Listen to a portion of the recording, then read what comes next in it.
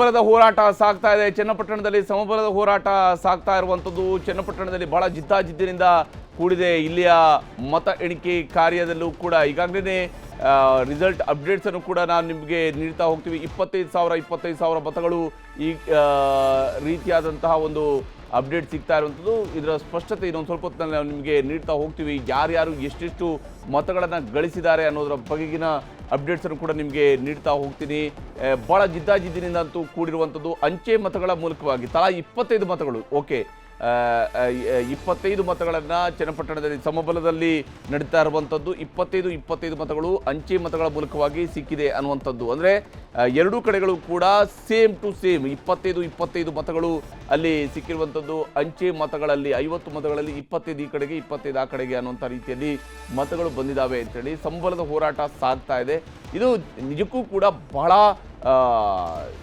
ಜಿದ್ದಾಜಿದ್ದಿನಿಂದ ಕೂಡಿರತಕ್ಕಂತಹ ಒಂದು by election ಆಗೇ ಆಗುತ್ತೆ. 2006 ಡಿಸೆಂಬರ್ 7ರಂದು ಒಂದು ಬೈ ಎಲೆಕ್ಷನ್ ರಿಸಲ್ಟ್ ನಡೆದಿತ್ತು. ಅದು ಚಾಮುಂಡೇಶ್ವರಿ ಮತಕ್ಷೇತ್ರದಲ್ಲಿ ನಡೆದಿತ್ತು.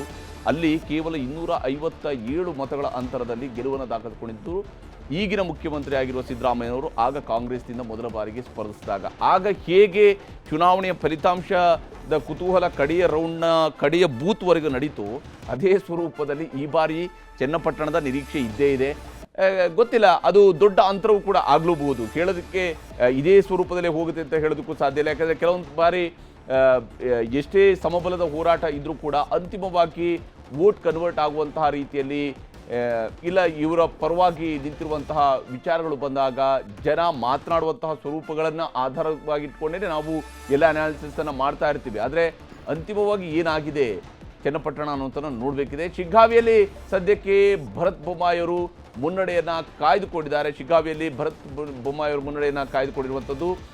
ಚನ್ನಪಟ್ಟಣದಲ್ಲಿ ಬಹಳ ಇಂಟ್ರೆಸ್ಟಿಂಗ್ ಆಗಿರುವಂಥದ್ದು 50-50 ಅನ್ನುವಂಥದ್ದನ್ನು ಎಕ್ಸಾಕ್ಟಾಗಿ ತೋರಿಸ್ಕೊಡ್ತಾ ಇದ್ದಾರೆ. 25 ಅಂಚೆ ಮತಗಳು 50ರಲ್ಲಿ 25 ಈ ಕಡೆ 25 ಆ ಕಡೆಗೆ ಅನ್ನುವಂಥದ್ದು ಸದ್ಯಕ್ಕೆ ನಡೆದಿದೆ. ಶಿಗ್ಗಾವಿಯಲ್ಲಿ ಭರತ್ ಬೊಮ್ಮಾಯಿಯವರು ಮುನ್ನಡೆಯನ್ನು ಸಾಧಿಸಿದ್ದಾರೆ.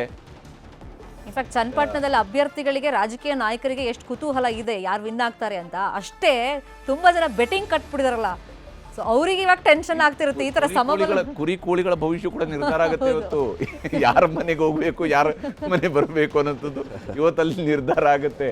ಯಾಕೆಂದ್ರೆ ಕುರಿಗೆ ಟಗರು ಕಟ್ಟದವರು ಇದ್ದಾರೆ ಇವತ್ತೀಗ ಅಲ್ಲಿ.